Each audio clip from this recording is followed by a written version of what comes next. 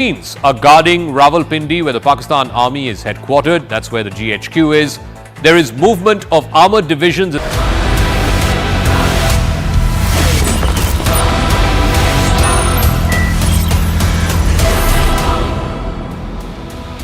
Viewers, we've had to take our eyes off the Pahalgam story tonight because a major development with huge implications for our polity has broken about 4 hours ago, and it is still a developing story. Viewers, today at around 4:30 in the afternoon, as I said, about 4.5 hours ago, the government decided to order a caste census. That's right, in a few months, each one of us will have to reveal what jati, what caste we belong to when the enumerators knock on our doors as part of the overall population census. You know, viewers, that the census, the population census, happens every decade. It's decadent. The last one happened in 2011. In 2021, we had to abandon the exercise because of COVID, the lockdowns. So now we've been looking for an opportunity to revive that process. We could have skipped it and gone straight on to 2031. But obviously that would have been an omission because you need data. And therefore, viewers, in the next caste census, which is going to be happening anytime soon, it is not just going to be about enumerating the number of people living in this country and, most importantly, viewers, their religions, and most importantly, whether they're SC or STs or scheduled castes or scheduled tribes, but also if they're OBC or forward castes, etc. Think about it, viewers. 21st century India, that should be focusing on boosting GDP per capita, will now be concerned about tabulating CDP per capita, or caste denomination product per capita. Indeed, we are destined to produce our caste certificate or CC and not our CV to get ahead in our lives. It is almost impossible to second guess Prime Minister Narendra Modi. But over the last 24 hours, the Prime Minister has been meeting military commanders, the NSA and other members of the CCS. Those are some pictures. This morning, he met members of the CCS again, which is the Cabinet Committee on Security. Obviously, people believed that there was going to be a flurry of activity related to India settling scores with Pakistan-backed terror groups.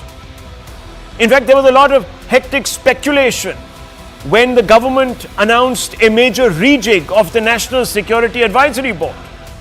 But then there was also a CCPA, or a meeting of the Cabinet Committee on Political Affairs, which culminated in a press conference. And the press conference, viewers, the minister concerned, Mr. Vaishnaw, he came out and he gave a whole list of various schemes, etc. And then in the end, very casually, he said, catching everyone was surprised, that the government has decided to enumerate castes as part of the national census exercise, the population census exercise. Now, I told you, viewers, this has huge implications for our polity. And I'm surprised that the media in this country is not headlining this story on the premier bulletin. Each one of us is going to be affected. Anyhow, viewers, but instead of being brought up to speed, as we thought we would be in that press conference, we thought we would be told about the latest steps being taken to bring perpetrators of the Pahalgam attack to justice. The centre sprang this massive survive. It announced that it will be conducting this caste enumeration exercise along with the proposed population census. Listen to Ashwini Vaishnaw, viewers. Congress की सरकारों ने आज तक जाति जनगणना का विरोध किया है। कांग्रेस की सरकार ने जाति जनगणना के बजाय एक सर्वे कराना ही उचित समझा। उस सर्वे को सभी एसईसीसी के नाम से जानते हैं। इस सब के बावजूद कांग्रेस और इंडी गठबंधन के दलों ने जाति जनगणना के विषय को केवल अपने राजनीतिक लाभ के लिए उपयोग किया और यह सुनिश्चित करते हुए कि हमारा सामाजिक ताना बाना राजनीति के दबाव में न आए, जातियों की गणना एक सर्वे के स्थान पर मूल जनगणना में ही सम्मिलित होनी चाहिए। इससे यह सुनिश्चित होगा कि समाज आर्थिक और सामाजिक दृष्टि से मजबूत होगा और देश की प्रगति भी निर्बाध चलती रहेगी। प्रधानमंत्री श्री नरेंद्र मोदी जी के नेतृत्व में राजनीतिक विषयों की कैबिनेट समिति ने यह निर्णय लिया है कि जातियों की गणना को आने वाली जनगणना में सम्मिलित किया जाए। While being shackled to caste politics is perhaps, excuse the pun, a step backwards on the merit ladder, for the NDA it is a step forward on the ladder to electoral success. The announcement months before the Bihar election is akin to a surgical strike on the opposition. It deprives the India bloc, in particular caste-based parties of the north, of the Hindi belt, of the cow belt, of the only issue they have to corner the NDA on. Now what are these parties going to do? The announcement also immediately consolidates lower castes in the BJP's favor and most importantly establishes the BJP as the gatekeeper to social justice. At least that's how it's going to go down, viewers. With the electors realizing this, the Congress quickly began to engage in a credit fight with the centre. Jairam Ramesh came out and said, Rahul Gandhi said count, now Modi government is getting the counting done. Ruling party ridiculed him, ignored and procrastinated. For how long could the voice of crores be suppressed? Better late than never.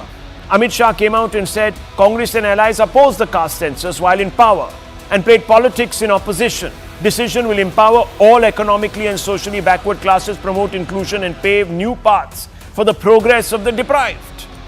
Rahul Gandhi also spoke out after the decision. Listen in. Parliament में हमने कहा था कि caste census को हम करवा के छोड़ेंगे और हमने ये भी कहा था कि 50% की जो कैप है, जो आर्टिफिशियल दीवार लगा रखी है, उसको भी हम तोड़ के हटाएंगे। पता नहीं क्या हुआ, सडनली 11 साल बाद कास्ट सेंसस का अनाउंसमेंट किया। हम इसको सपोर्ट करते हैं, पूरी तरह सपोर्ट करते हैं, मगर हम टाइमलाइन चाहते हैं। We support it, he says. I don't know what happened. Well, the opposition has every reason to be stunned or surprised by the development because for months it has been taken to the cleaners by the BJP for demanding the caste census. In fact, UP Chief Minister Yogi Adityanath had dismissed what he labelled was Rahul Gandhi's caste obsession as a divisive ploy, ominously intoning batoge to katoge. In Parliament, Anurag Thakur attacked Rahul Gandhi. Listen to this. माननीय सभापति जी, जिसकी जात का पता नहीं वो गणना की बात करता है। महाभारत में अर्जुन को सिर्फ मच्छी की आंख दिख रही थी, उसी प्रकार मुझे सिर्फ मच्छी की आंख दिख रही है। जाति जनगणना हम करा के दिखाएंगे। खत्म। आपको जितनी गाली देनी है आप दीजिए, हम खुशी से लेंगे। Well, the Modi government's decision to now openly back the caste census prompts several questions. What happened to the batenge to katenge argument that was put forth by Yogi Adityanath? Will NDA also adopt the Jitni Abadi Utna Haq social justice slogan, policy, call it what you want to? Why now, viewers? Why now? Is it the Bihar polls? Or is it, well, the government needs to be doing something and it does work, and whether it is Pahalgam or any other such important exigency, the business of government can't stop. So they're doing things as they deem fit, and they're also being responsive. The opposition wanted it. They weighed it up. They never said no. Amit Shah in September, when I asked him a question in a press briefing, was quite categoric. He said, well, you know, we are going to consider it. We are working on it. And his reaction had come just a few days after.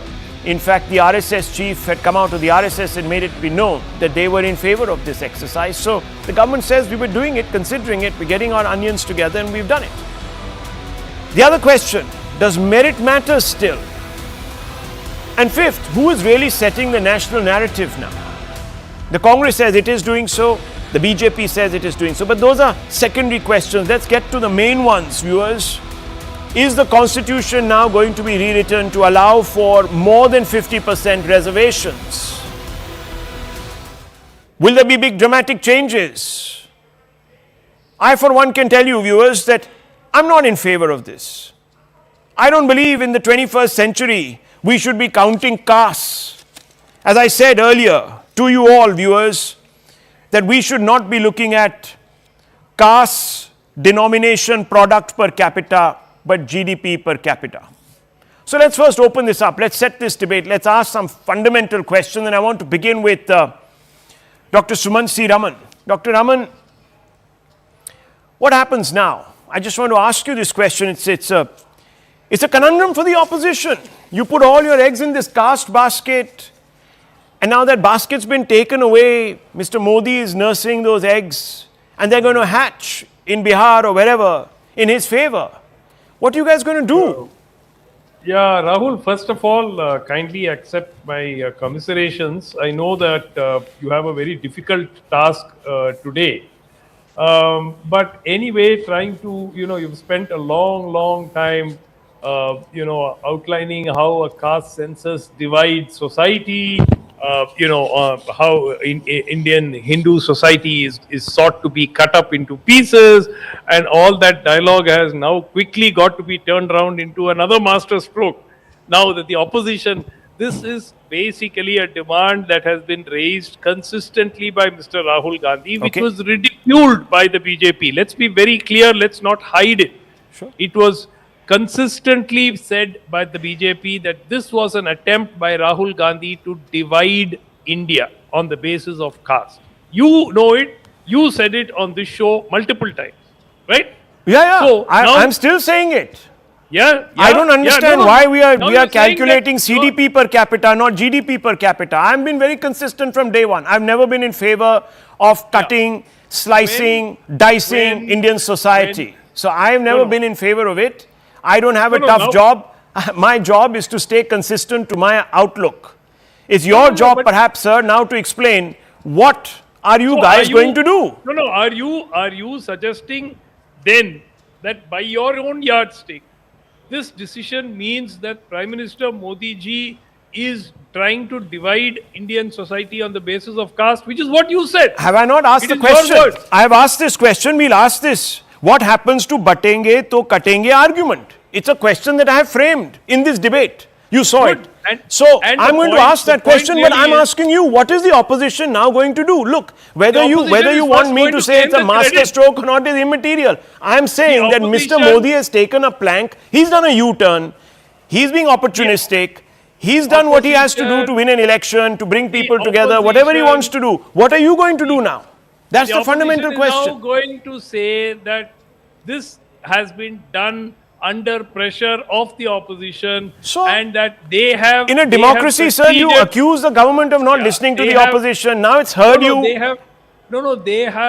have succeeded in pushing, in exerting pressure on the government. That's just what it means. Okay. So now, viewers, is that wrong in a democracy? No. That's what democracy is about. Mr. Modi is a fundamental Democrat. He's proven it today. That look, if someone persists and shows me the mirror, I will look at the mirror. Maybe I was wrong. He did it with the 3 farm laws. Again, I had a problem with that. Dr. Ranganathan is here. He must have also had a problem with that, and he actually said so. But I'm sorry, this is a responsive politician. He's done what he has to do. And you made it an issue. But you see, viewers, let me also tell you, this issue came out of nowhere in 2023. Rahul Gandhi suddenly spun it from nowhere. And I'll give you a bit of a chronology. This is all factual. In 1931, there was a British ordered census where we counted castes like we were counting the head of cattle, viewers. And it went on till 41, where every caste was denotated. Then it stopped. In 52, in fact, the parliament said nothing doing, none of this gibberish. Yes, we will count SCs and STs, that is Dalits and tribals, because we have to give them all sorts of benefits, which no one had a problem with because, yes, they were really beyond the pale and discriminated. And Dr. Ranganathan will agree with me. But viewers, from 41 to 2011, Congress governments came, Congress governments went. There was never any talk about this. Never. In fact, Rajiv Gandhi, Indira Gandhi had a problem with quotas. And they made it very clear. VP Singh actually, as you know, viewers, even broke away, formed his own outfit, formed a government, and then got the mandal done, and everyone was sort of in a bundle of confusion. As you know, everything got spun around. In 2010, Prime Minister Manmohan Singh in UPA 2 jumps up and says, no, we must do it. They do it, they botch it, viewers. 4,000 crores spent, botched. They couldn't publish it because it came out with some hysterical numbers on the number of castes. So they shot themselves in the foot. Whether they messed it up by deliberation or by design, I don't know. But it went out of conversation from 2011 right up till 2023.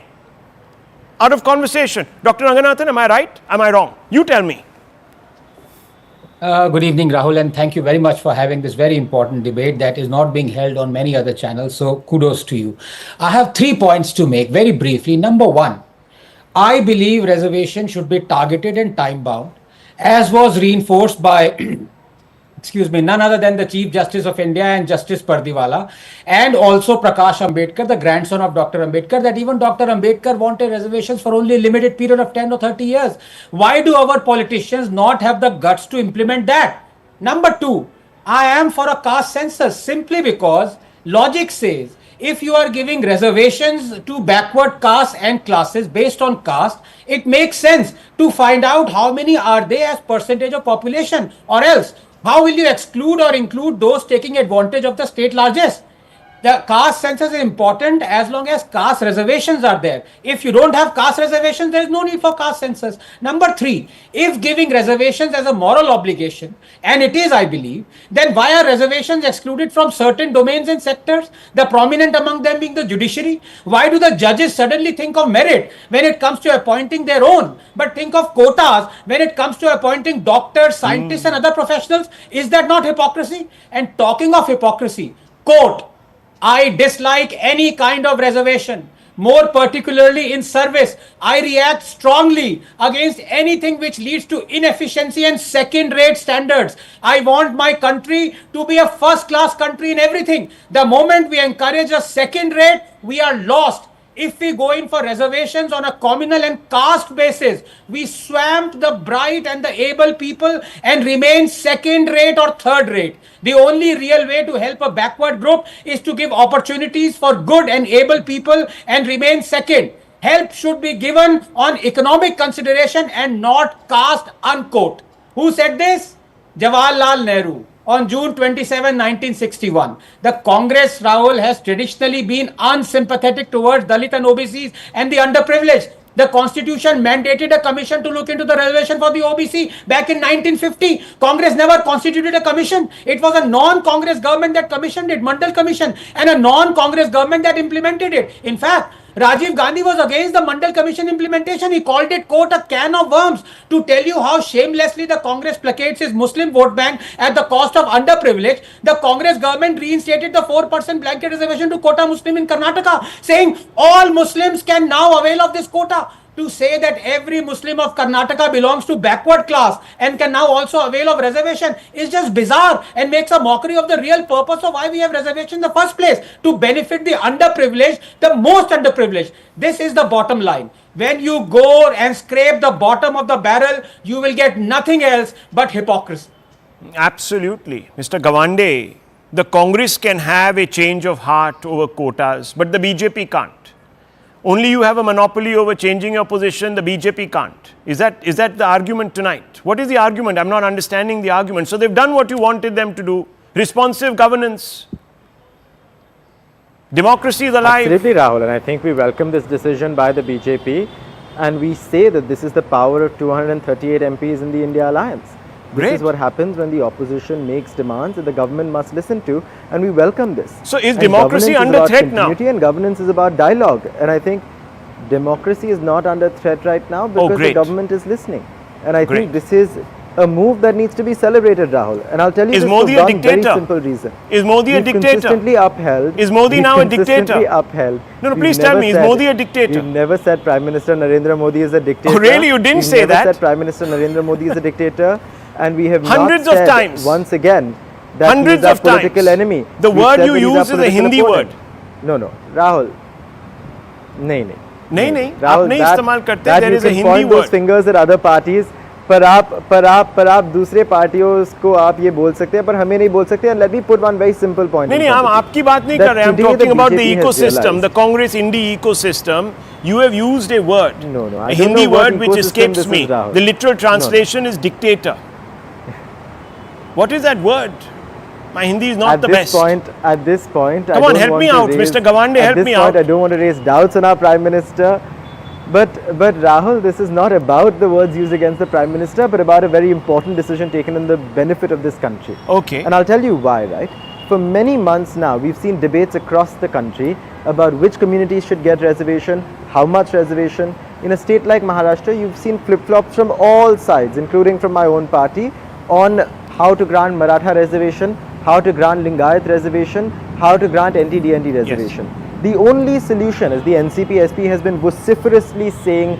for the past several years now, is a comprehensive bill on reservations that can only be brought about. Mr. Gawande, do you think in a progressive 21st century India, I'm asking you, forget the politics, let's talk policy, okay? Do you think in a progressive 21st century India where people like you, millennials, are growing up, on the principle that merit should define everything, not nepotism, not identity. We should be falling back constantly on identity.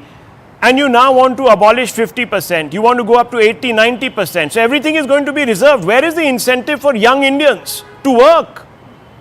If everything is going to be given to them through a quota. Political consensus. No, come on. Don't talk about consensus. Talk about policy now. You want to talk policy? Let's talk policy. No, should we have caste-based? Should we have caste-based reservations? Why should we? Why should we? Should we not have opportunity based? No, should we or should we not have I economic criteria? We should have economic criteria. I think we should have caste-based reservations. Why should we have caste-based? I think we should have caste-based reservations and we should also have economic criteria. No, but why should we have caste-based? Why should we have caste-based reservations? Because there's been a long-standing 78 years, sir, we have been independent. 78 years. In our constitution.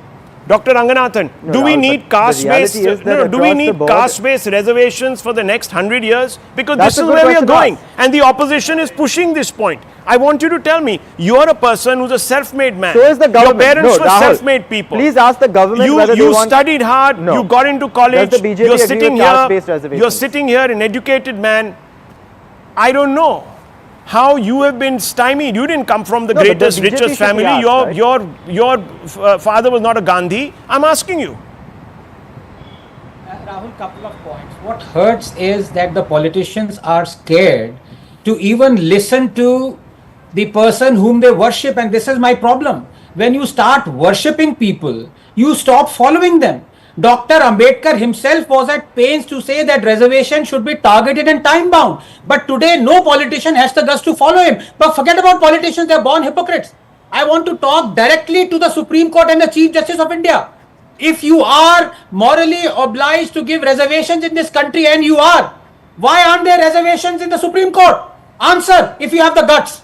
And your viewers, this will only come about now once the results are out, and I'm going to bring in Zafar Islam. Once the results are out, viewers, there will be a clamour to increase the threshold, the cap. And Parliament will pass a bill with 2/3 majority to change the constitution and overturn a 9-bench constitution bench judgment. I want to ask the Supreme Court, will it once again jump in as it did with Waqf and all these other things to say, no, nothing doing. This is going to be underwriting the basic structure of the constitution. Will they do that? Fundamental question goes out to the judges also, viewers. But I want to bring in Zafar Islam. Zafar Islam, you're a party of merit. You always said, that jitni abadi utna haq is divisive. Batenge to katenge should be the way forward. What are you doing with this slogan now? Explain to me this U-turn. There's no U-turn. Really? Rahul, you have to understand the context. You have to really understand the context. Congress has. So hang on, been just a in minute. power If for it 6 wasn't a decades. U-turn, one second. If it wasn't a U-turn, why did this slogan "Batenge to Katenge" resonate so much? Why was it amplified? explain to you. Let Can me you explain? When Mr. Yogi Rahul, Adityanath I'm used coming it I'm to coming attack to Rahul that. Gandhi and company, why did he say this? What was he meaning by this? किसको बांट रहे हैं, किसको काट रहे हैं? Rahul, allow me to complete, and I will address those concerns what you have expressed just now. Having said that, what I was trying to tell you that for 6 decades, Congress was in power. Arey sir, I don't care about Congress. I'm asking you tonight. Why did Mr. Yogi Adityanath use these words? Who was it addressed to? What was the criteria? Rahul. Who was batoing and who was katoing? I want you to answer this tonight. Please tell me. I'm mystified. Allow me to answer. You are not letting me respond. Allow me to respond. Just hold your breath for 2 minutes, and you will have all your answers available with you. So all I'm trying to tell you, if you really want to know, the intention of Congress party is never to do welfare of the underprivileged class. So those less privileged, they have never been getting attention of the Congress party. They just wanted to have an eyewash, and this is what they had done after Manmohan Singh announced caste census, but never came out with the report. Because they just did a survey and based on certain assumption, but that was not something which the India government wants. What India government wants, that historically what wrong has been done, that needs to be corrected.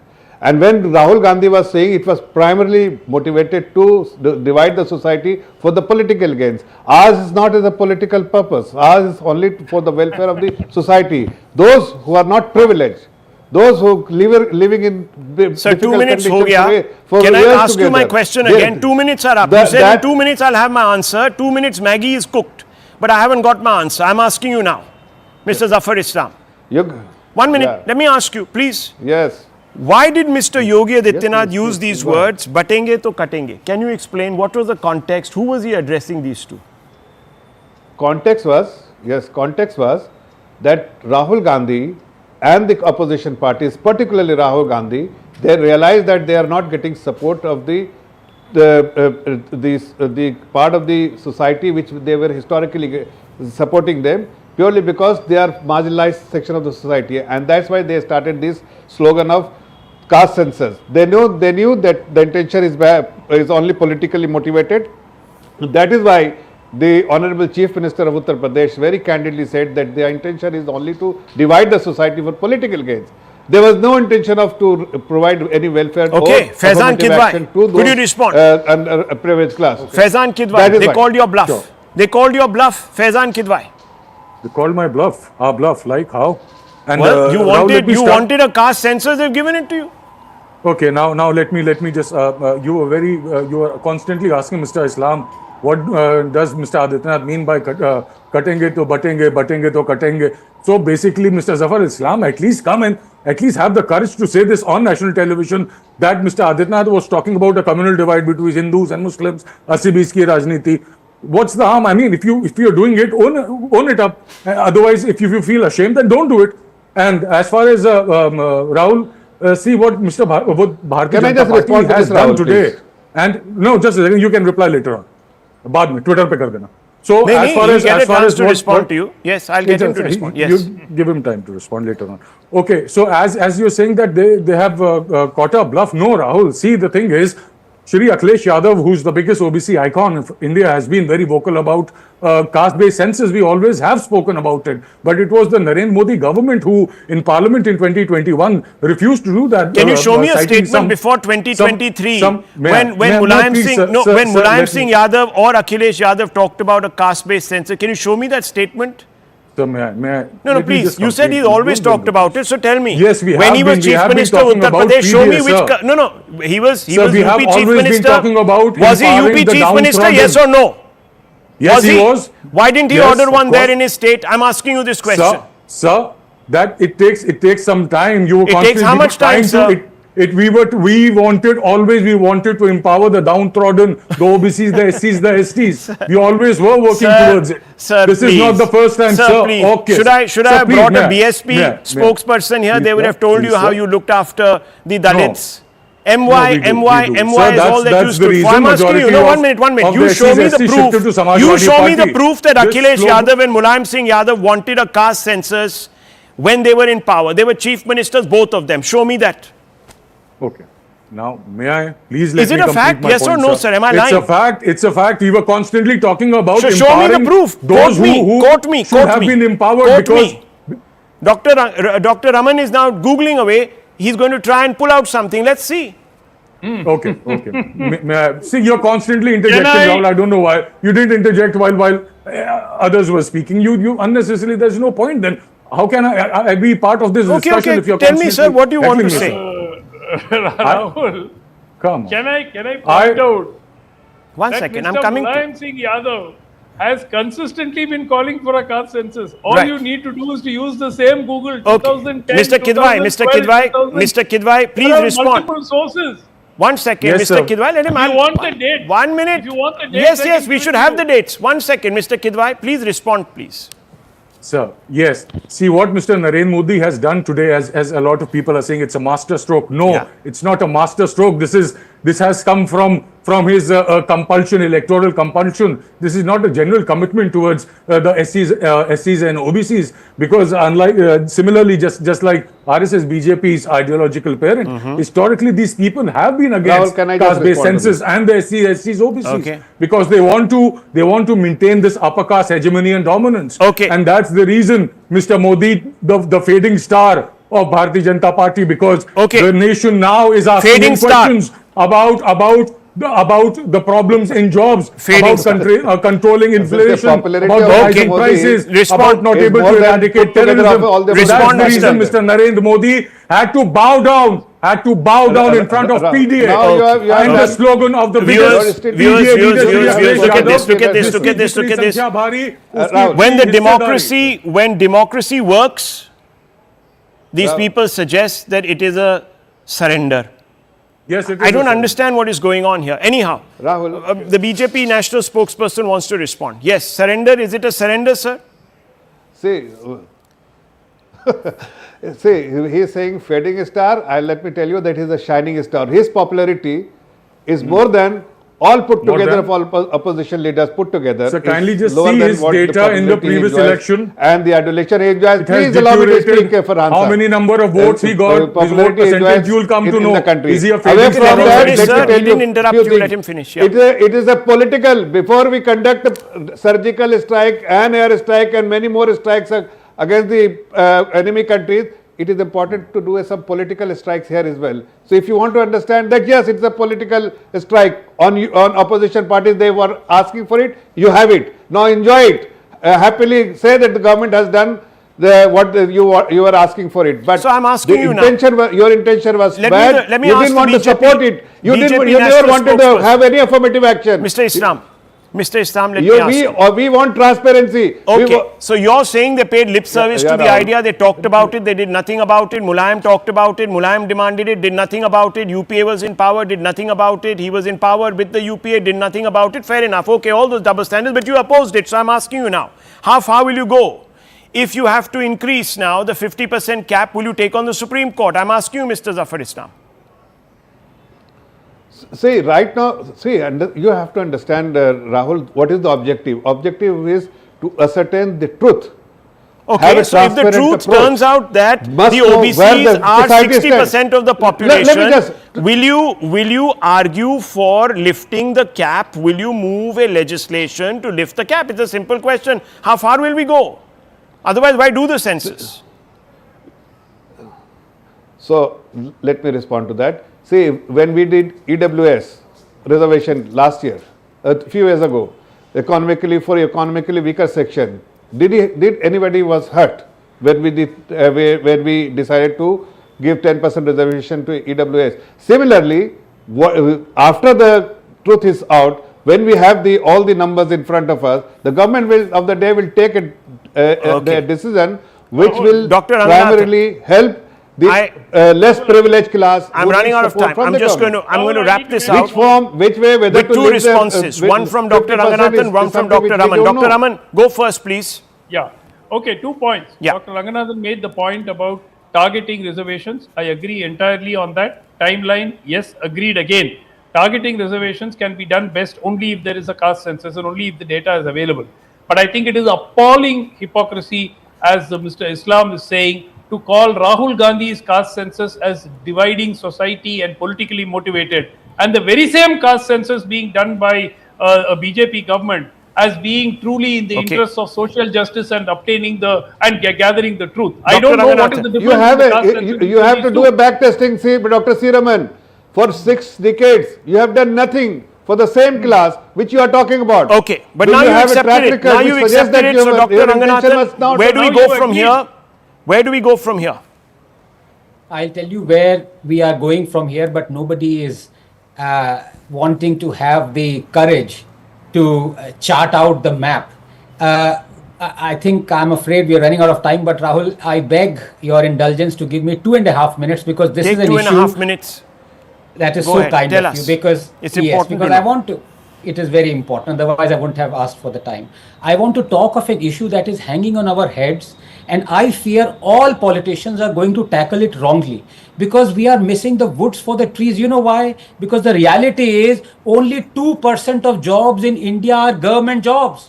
98% of jobs are private jobs, and that is where we are heading. Now, I want to make 4 or 5 very important points. Number one, does this country believe we have a moral obligation to have reservations for the depressed classes? Yes, I believe so as well. Until such time the depressed and deprived classes are brought up and emancipated, reservations should exist in a targeted and, as I said, in a time-bound manner, as advocated by Dr. Ambedkar and reiterated by the Chief Justice of the Supreme Court. 2, in fact, 2 decades after former President Ramnath Kovind called for introduction of reservations in the private sector, as government jobs were shrinking with each passing day, the present Union Minister of State for Social Justice and Empowerment has said there is a need for reservation in the private sector too. I quote him now, quote, "The reservation in the private sector should be implemented not just based on caste, but on the domicile to give jobs to local residents," unquote, he said, echoing President Kovind's view that jobs have been dwindling in the government sector after computerization. Previously, many echoing BJP MPs had been demanding reservation in the private sector, including Dr. Yashwant Singh and Sangh Priya Gautam. This was also the recommendation of the National Commission of Backward Classes, NCBC, in 2016,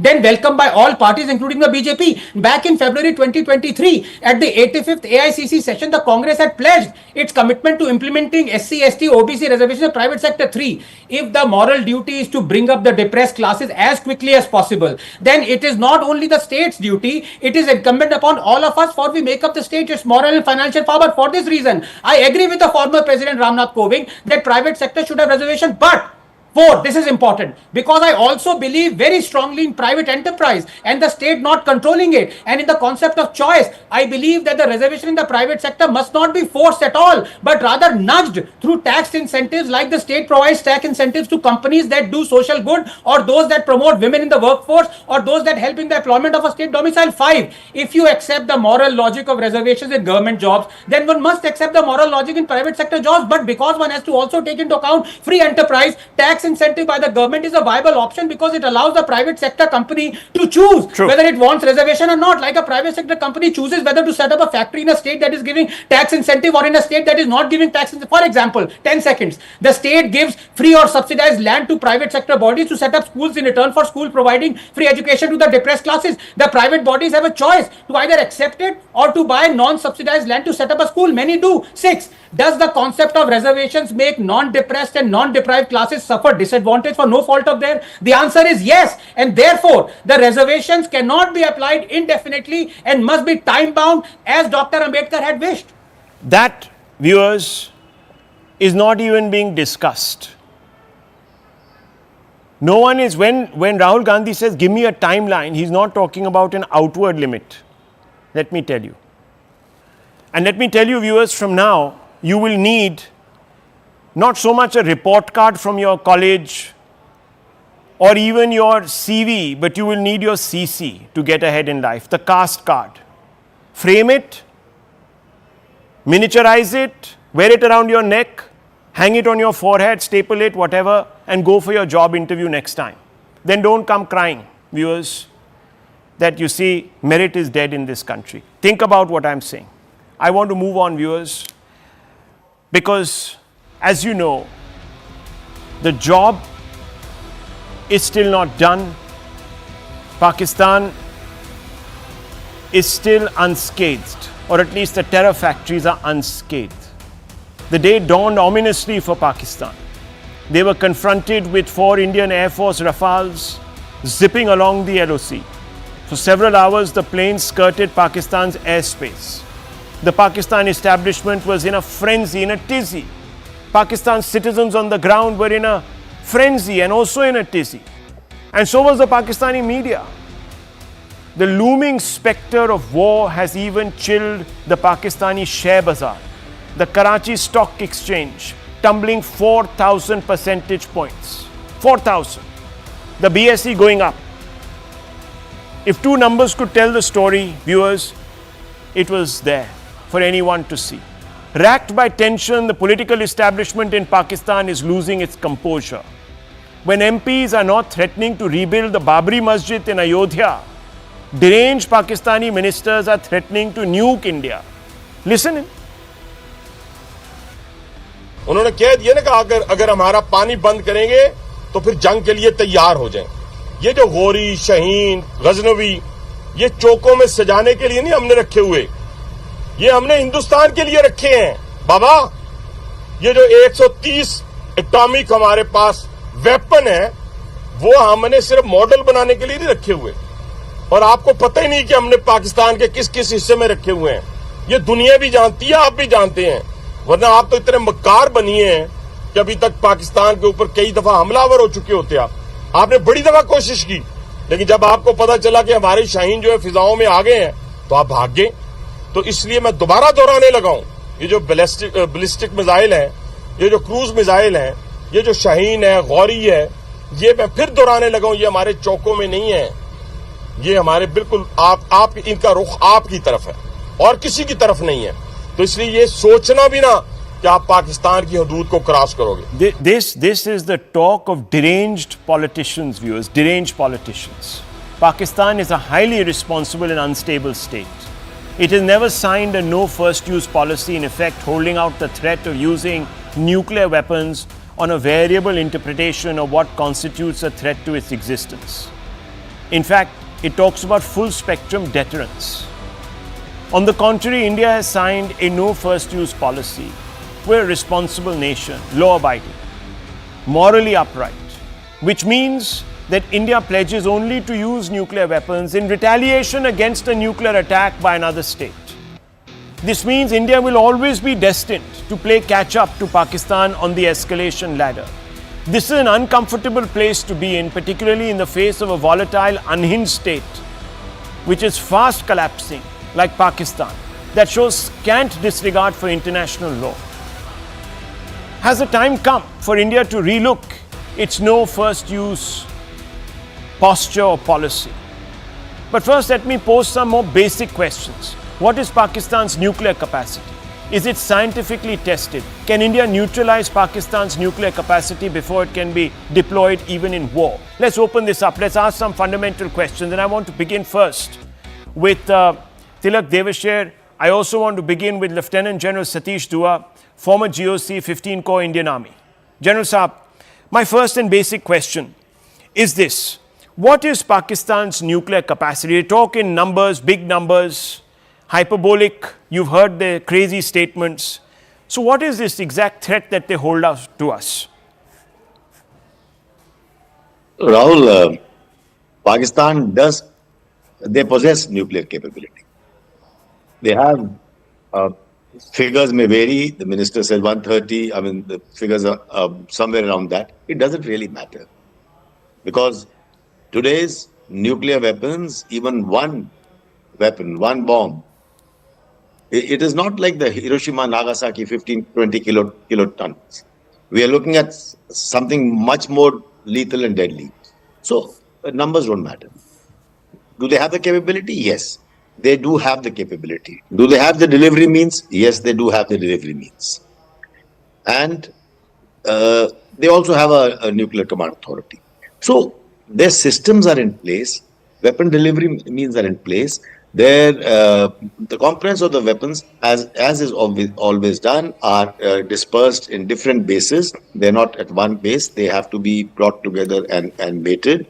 And it's a very highly specialized job to be done. So, all I would like to say is that it is not at the drop of the hat that someone can just, it's not lying in the garage and that you can just fire off a missile or use any other delivery means that you wish to use. So, capability exists. About the threats, the new, if I may use the phrase, nuclear saber rattling. Pakistan has long played this nuclear card, this nuclear blackmail, if you will. When it was the Kargil conflict started, US got very worried. The world was very concerned that if two nuclear neighbors are at each other, are at war, then it could conflagrate into something bigger. And the US mediator, President Bill Clinton, used his own invested himself to make sure that it does not sort of escalate. And we actually did not escalate beyond the Kargil district itself. So, but then in 2016, the Uri surgical strikes, I was the corps commander at that time. In 2019, the precision airstrike, which was far deep inside Pakistan. On those two occasions at least, we have called their nuclear bluff, right? But those two were surprises. That means we actually launched something and then it was announced to the world later. Whereas this time, the Prime Minister has given an open warning that we will go after the terrorists, not only the terrorists, but also the entire ecosystem, their backers, wherever they are. So this time round, it is a little different. We have already taken some other harsh measures, non-military measures like Indus Water Treaty and other diplomatic measures. Yes. So we are looking at a very serious business. Right now, the Pakistanis, their minister's press conference at middle of, I think, 2 a.m. or 3 a.m. Shows rattled nation. So I'll leave it there and we'll join the discussion. Okay, let me bring in Tilak Devasher as also, of course, Brahma Chileni. Tilak Devasher, India has this very responsible no first use policy. But in the face of this sort of rhetoric, Pakistan's constant, to use General Dua's refrain, nuclear blackmail, do we really need to relook it? You know, in government, policies are always being looked at, being reviewed. It's not necessary that, only at a time of a crisis is the policy looked at. There's an ongoing process in government. In this particular instance, you see, and also, I think what General Dua was also hinting at is, there is an escalatory ladder. You don't, even Pakistan, despite some of their silly ministers are saying that unke paas pav kilo ke bomb hai and they're not for decoration, not to be kept in chonks and things like that. I think the Nuclear Command Authority and the decision makers in Pakistan are sensible people. And I don't think so. This is going to be the first resort that if there is any kinetic operations from India, the first thing they will do is to make the nuclear weapons and put them on a delivery system and take off for India. It doesn't happen that way. After all, everybody realizes these are not war fighting weapons. These are more weapons for deterrence. So I think any kind of movement on the part of India on the nuclear issue will be escalatory in itself. If you say that you are re-examining your doctrine and we want to move from no first use to declared first use, I think it will be very, very escalatory. It will be premature, it's not required. And it will just spook Pakistan even more than it has already spooked. I would just leave it at that. Okay, but it's strange because Pakistan has never really signed a no first use. Has it spooked India? I think we've learned to live with it. Mr. Chileni, what do you think? Should we revise it? Has the time come to relook it? I'm not just saying in the context of this particular evolving situation, but, slightly long term. So when Pakistan has a first use nuclear doctrine, it doesn't, India is not upset, right? But if India were to revise its own nuclear doctrine to add flexibility to it, then that would completely upset Pakistan. Is that the argument? I don't understand this argument. Well, let's look at the bigger picture. India is the world's only country wedged between two nuclear-armed allies that flout international rules, with both of them being revisionist powers that lay claims to vast tracts of Indian land. Right? There's no other country that's wedged between two nuclear-armed close allies. And we're talking about, Gauri missiles, Shaheen missiles and all. We tend to forget that Pakistan has developed tactical nuclear weapons for war fighting. These are small nuclear devices to be deployed and used in actual combat. So it's not something, like India's nuclear doctrine, a nuclear posture, which is based on missile delivery capability or bomber aircraft. These are tactical nukes built for war fighting. Now, in this scenario, a no first use posture by itself doesn't make any sense, because which other country has an unconditional no first use posture? China, no. China's no first use posture is conditional. In fact, it begins by saying that it will apply only to member states of the NPT, which excludes India. But I think India has been, for several years now, adding elements of ambiguity and flexibility to its unconditional no first use nuclear posture, so as to underpin deterrence. We can go back to 2019 when Rajnath Singh, as defense minister, made headlines when he said, till today, our nuclear policy is no first use. What happens in future depends on the circumstances. And then Rajnath Singh's predecessor, Manohar Parrikar, that's right, also added ambiguity and flexibility to India's no first use posture. So India's no first use posture has been evolving. It's been evolving over a period of time. Those who are in charge of policy realize that this original unconditional no first use doctrine boxed India in a corner. It's important for India to add flexibility to it. The key question today is whether India should put the final nail in the coffin of its no first use policy by formally repudiating no first use, or should India continue to qualify its no first use posture, saying its posture is not unconditional. I think India has chosen the second path, is increasingly seeking to... Okay, if we're increasingly looking for a way out, General Dua, why don't we just take it?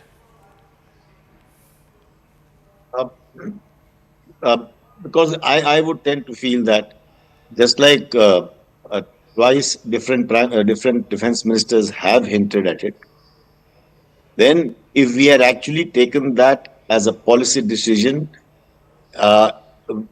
in cooler times, when everyone is very rational. Today, we are all talking about saber rattling, the kind of speeches or rants that are coming from the other side. They are clearly rattled. If we do something now, then it would be in response to their rattling. I think we should also do it. If we have to do it, we should take that decision. Okay, so let me ask you this way. Let me rephrase my question, General Dua. Today we are looking to take not just kinetic but non-kinetic steps to pressure Pakistan and rebuild deterrence as far as the equation goes, the fear of deterrence. So as a policy then to ratchet up the pressure, like we've done with the IWT, reviewing that long-standing policy, etc., into that sort of bilateral agreement, should we not just also say, okay, look, then other things are going to also go off the table, you be unreasonable, you keep exporting terror, then don't think we're going to be playing by exactly the rules, we're also scrapping our no first use. All right. My view is that at present, we are looking at a multi-domain kind of response, perhaps. In the surgical strike, it was just a shallow army raid. Otherwise, a precision airstrike in Balakot. This time, it is 9 years later, it is going to be very different. right? But as far as this particular thing is concerned, I think we should let it hang, actually. The kind of thing that we will play it with the circumstance. As the defense minister said, in the future what will happen, we don't know. Let it be there, rather than in response to Pakistan's speeches that are coming out, statements that are coming out. In response to that, if we also go away from a no first use. Okay, I just feel that, I mean, I don't know what the difference is, because Pakistan doesn't have a no first use. It behaves like a bad boy. You have ministers who are saying, we're going to blow you out of the water. These are not for, to be kept in our glass cabinets to look nice and pretty. We're going to use them. And I feel that we're keeping this ambiguous haji, naji kind of game going on. I don't know. Maybe it can be one of those escalatory steps we take as a tactical step to tell Pakistan, hang on, look, then all bets are off. Maybe that'll drill some sense. I don't know, viewers. This is a complicated issue. As you've heard, 3 perspectives on it. I leave it to you to decide. What do you make out of some of the responses, this debate we've had? Whether we should continue this ambiguity, whether we should take a firm position, whether we should stick to our old position. I leave it to you, viewers, to think this through. Thank you very much for watching. Palki Sharma coming up with Advantage.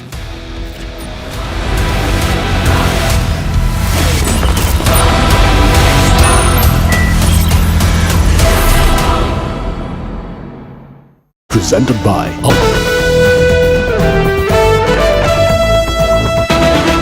the Defence Minister. At that meeting, he delivered a significant message that India's national resolve to deal a crushing blow to terrorism, and that he reaffirmed that he has complete faith and confidence in the Indian military and has given the armed forces complete freedom. They decide the mode, the targets and the timing of India's military response to the Pahalgam attack. So what will India do next? That's what everyone is waiting with bated breath for. Diplomatically, economically, militarily, India is calibrating its options. Option number 1, like we've seen in the past, is a surgical strike. Now, this involves highly targeted covert operations against specific enemy camps, terror launch pads. The advantage of these surgical strikes is that it focuses on minimizing any kind of collateral damage, while at the same time it achieves your strategic objective.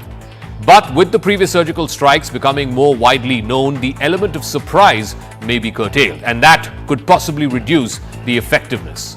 Then there are precision rapid airstrikes which could be undertaken using India's advanced fleet of fighter jets that could target enemy positions, air defense systems, or critical terror infrastructure, which could deliver precision strikes that can cause significant damage without any ground involvement, without having troops cross the line of control.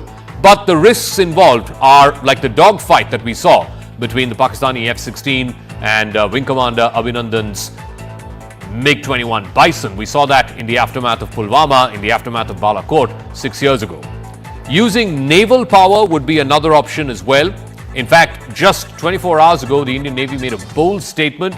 It showcased its maritime strength. In the last week, there have been multiple maritime exercises off the Arabian Sea. In fact, taking to social media, the Navy posted a message to our hostile neighbors saying, fueling the maritime might, no mission is too distant, no sea is too vast. And of course, there is the option of conducting a full-blown ground offensive across the line of control. It involves the deployment of troops for a large-scale operation, potentially targeting key military positions or strategic terror launch pads. This would be similar to what the wars that were fought in 99 and 71 and 65.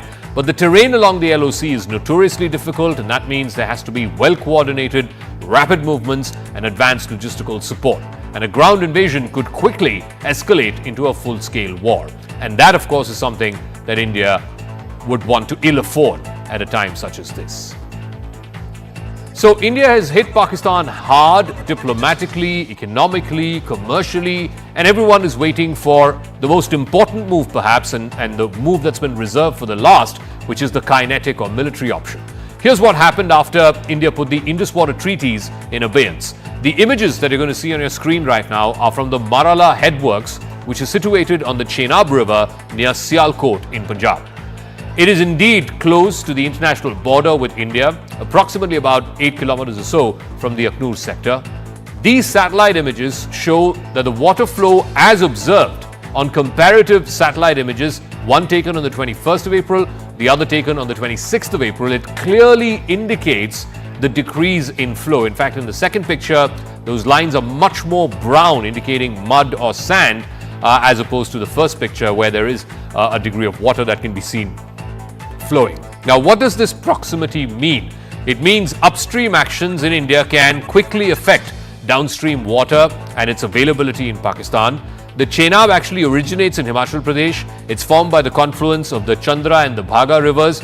It flows through Jammu and Kashmir before it enters Pakistan's Sialkot. It makes it one of the western rivers, one of three that's been allocated to Pakistan under the Indus Water Treaty. Now, Pakistan is preparing for a military confrontation. In fact, that is the concern of the entire world. So, artillery regiments of the Pakistani army have moved from Sialkot. They have been moved to Shakargarh. Pakistan, in fact, is conducting live fire exercises in a place called Kairian. F-16s are guarding Rawalpindi, where the Pakistan army is headquartered. That's where the GHQ is.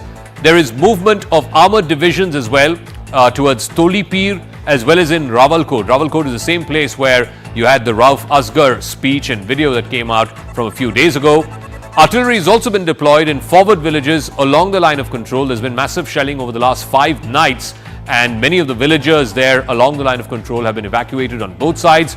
Chinese origin multi-barrel rocket launchers, MRLS, have also been pressed into service. These have been deployed at several locations in Pakistan-occupied Kashmir.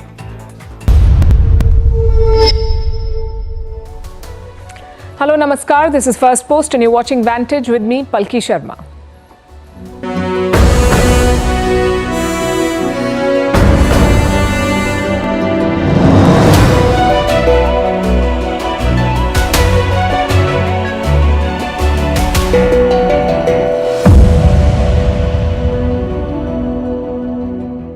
Tensions remain high between India and Pakistan.